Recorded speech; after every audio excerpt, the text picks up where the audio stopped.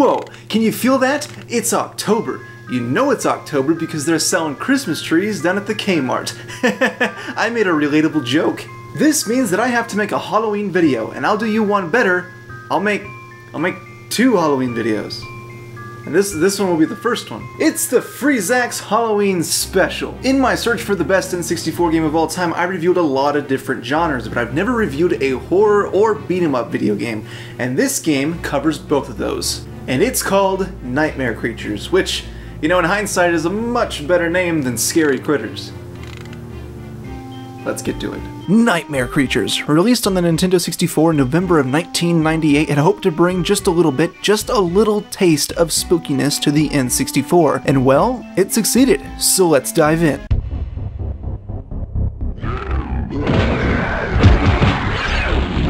Holy that was unexpected. And loud. You know, the scariest part of this right here is that every single word is capitalized. It's like one of those annoying people on Facebook.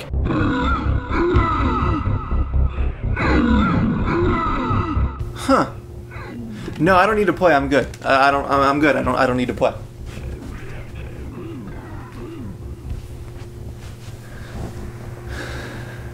I have to play.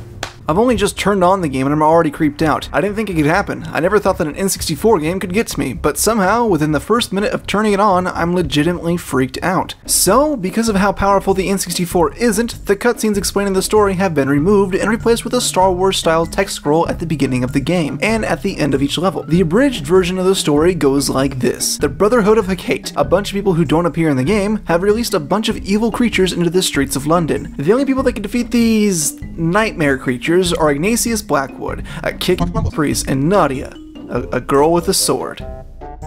Okay, in an attempt to destroy the creatures, the two have to chase down a man named Adam Crowley. Once every mission is finished, it basically says something along the lines of, "Drats, he got away, so you keep chasing him," and whatnot. The story is all in the manual, and only a little bit of the story can be seen in the game itself. And the story as a whole, not just what you are given, is intriguing and in-depth. It takes itself way too seriously though. I've personally always been someone who has never quite cared for story when it comes to beat-em-ups. All that I want to do is beat the crap out of enemies, and there are a lot of enemies in this game to beat the crap out of. The enemy design in Nightmare Creatures is some of the most interesting that I've ever seen. That guy has 2 arms on one side.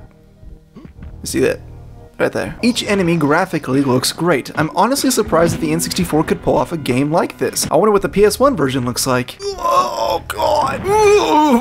But seriously, some of the different nightmare creatures are awesome. You have the regular scary characters like zombies and werewolves and guys in top hats, but then there's 2 Arms, Space Jam, Period Cramps, and Toast here. I'm actually not quite sure what their actual names are. And reading the manual is for chumps. I can't read, so.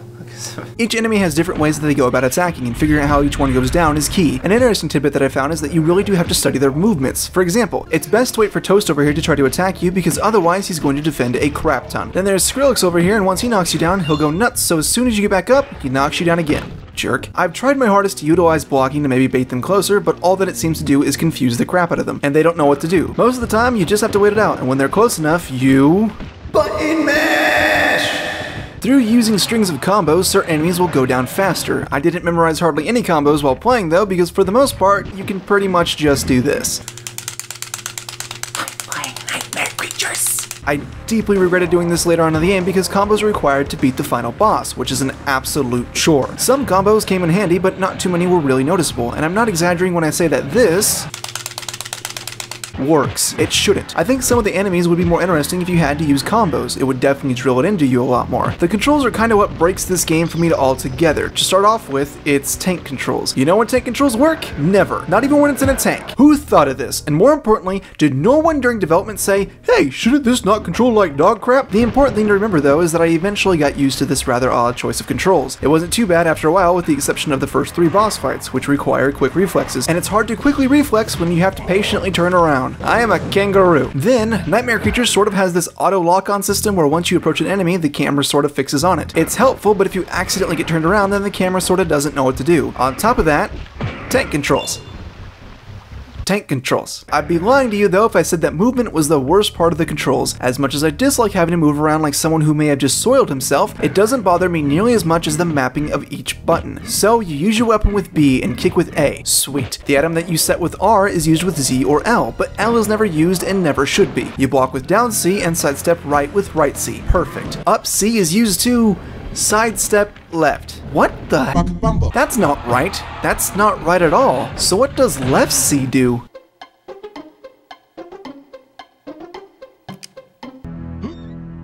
What the? How does that make sense? I understand that the N64 controller is probably a little bit hard to map out. I mean, look at it. No, I don't even think that they knew what they were doing. But how in the hell does up C dash left and left C jump make sense? It doesn't. Here's a suggestion. Jump with Z, sidestep left with left C, and use your item with up C. Where's my Grammy? Where's my Grammy? I'm a genius. I'm a genius. I deserve one of those Nobel Prize pieces. This is so wrong.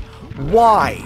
Why? Did they not understand the N64 controller? This is the only game I've ever played where jumping was left C. The silver lining to this is that there are hardly any parts where you have to platform. Good. I don't want to platform in your stupid game anyway. The design doesn't warrant jumping almost at all, even on crates. The design of each level is extremely linear with very little exploration needed. You can sort of veer off the path and look around, but you will more than likely end up exactly where you need to be. I'm unsure if there are different paths for you to take that will end up in the same place, but I always seem to have gotten to the end without any real trouble. Anytime that I find myself lost, I either had to find a switch or a door that I could kick open. The problem with this is that most of the doors look similar, and judging which ones can be kicked open is not easy. The best thing to do is to run to each door in the game and give it a good whack. A lot of these levels are seemingly long too, which isn't necessarily bad except for two things. Getting a game over makes me want to pull out my leg hair, and long levels don't exactly work in beat-em-ups. It's very easy, at least for myself, to get worn out and bored of certain levels. This goes for how I feel about all beat-em-ups though. There is one mechanic in the game that makes nightmare creatures actually sort of genius. See, you could run from all the enemies and honestly you could be at the end of the level in a matter of minutes, but you're given a stamina bar. The only way to fill the stamina bar back up is through finding and defeating enemies, so there is real purpose to do all of this fighting. If your stamina bar depletes, then your life bar starts to slowly go down. This added not only a layer of gameplay to nightmare creatures, but also added even more tension. You can remove the stamina bar, but it makes the game way too easy, and I almost instantly regretted doing this. If you're gonna play,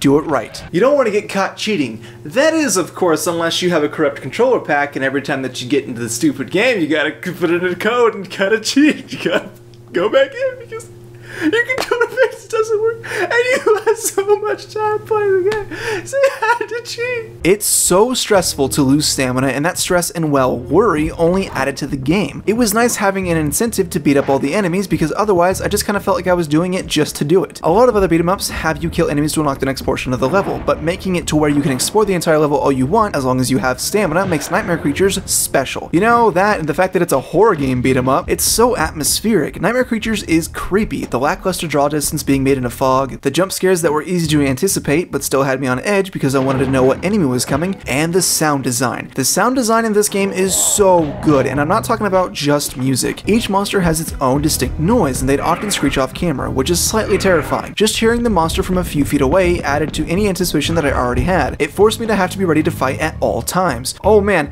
and the music is perfect. There isn't really a lot in an N64 game that I think you could do that would scare me, but man, this music is so bone-rattling frightening. Every piece does its job to set the mood, and there were a few times that I felt so pulled into the game simply because of that haunting music. It's so simplistic. Then there's this. Oh, I'm in a boss fight.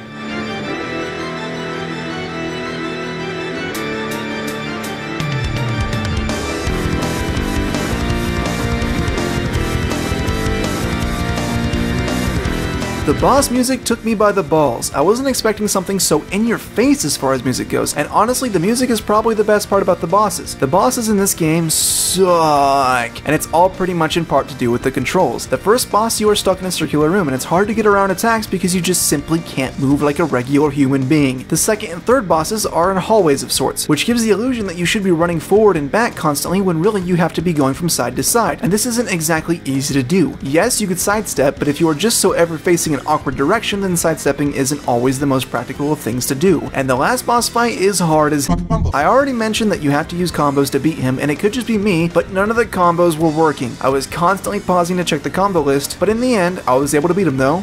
So that's good. Nightmare Creatures really freaks me out, and I had to step away from it multiple times because, well, I'm not gonna lie, I'm kind of a big baby. Even though I really do feel like the controls could very well be what potentially kills this game, I still really enjoyed it. For some reason, I can't really explain why I like it though. Is it good? Well, it's definitely not bad, but I wouldn't say that it's one of the best N64 games, so I guess that my search continues. Join me next week whenever I take on Castlevania: Legacy of Darkness.